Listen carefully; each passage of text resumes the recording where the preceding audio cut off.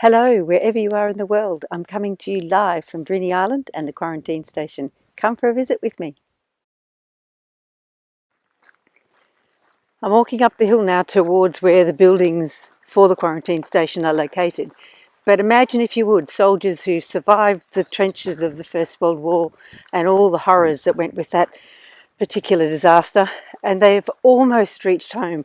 They've almost made it to Australia. They've almost made it back to their family and loved ones, and then the Spanish flu. So here they are, walking up a dirt track, not knowing what awaits them at the top. I'm just starting to enter the area now. Beside me, we've got an old water tank.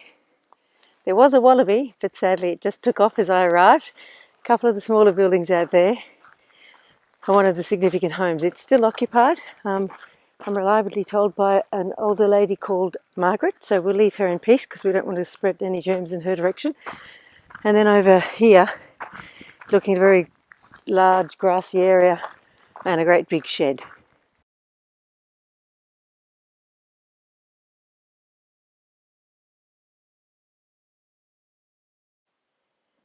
And I'm standing on a very small rise over to about the northern side of the site, and we're looking over where there would have been dozens and dozens of tents set up for the men to spend their 3 weeks, although I can't remember the exact time, but I'll get to that once we get further in, that they spent here in quarantine.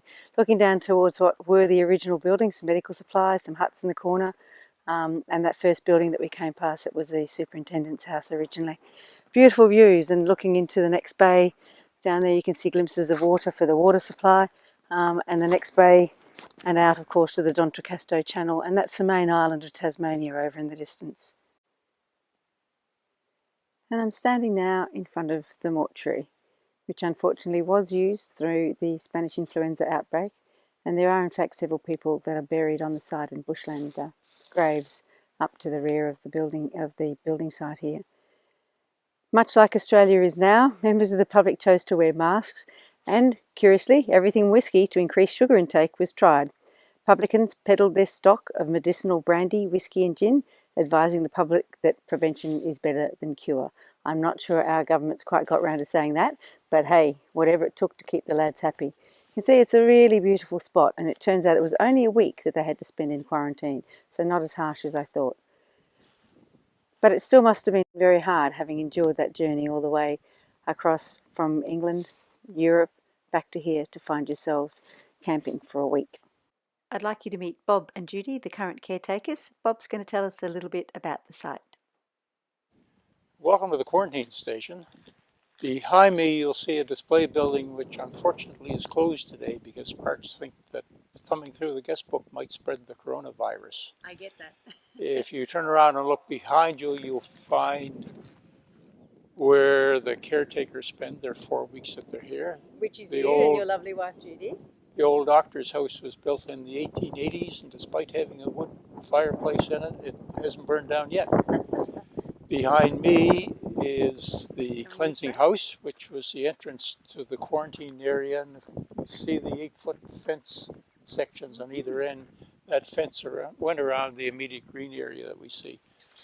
You come through the cleansing station through 3 rooms. The first one, you took your clothes off and put them in a laundry bag, and they went off to be washed. You kept the tag for reference. You went into a middle room where you had a Lysol equivalent bath. And then the third room where they think they put sulfur fumes around you because there are holes in the floor. That was sulfur fumes, was it? They're guessing sulfur fumes because of the holes in the floor, and there was sulfur stored here.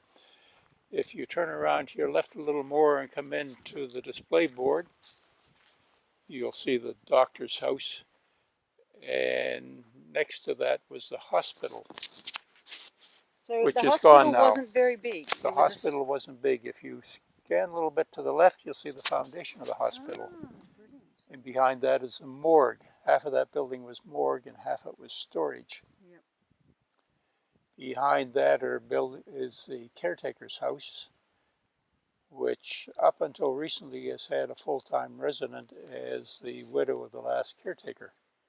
Superintendent's house. Called the Superintendent's house. And that lady was Margaret? That lady is Margaret. She had a hip replaced last winter, and she's got a manual transmission in her car, so she doesn't like driving right now, so she hasn't spent a lot of time here. She spent most of her life here. She was a school teacher here. Lovely. Now tell us a little bit about what motivates you and your lovely wife Judy to come and volunteer in a place like this. We have property next door to the quarantine station, which has the dam on it that provided water when it was a plant quarantine station. It was used initially as quarantine for people coming into Hobart on sailing boats. They had a salon living area and steerage passenger living area where people were put if they might have been ill coming to Hobart. Then it was used for plant quarantine, and during the First World War, they put some prisoners of war here that happened to be very fortunate German sailors that were loading timber in the Huon when the war broke out. So they spent the war chopping wood here. Not a bad place to be. They were lucky.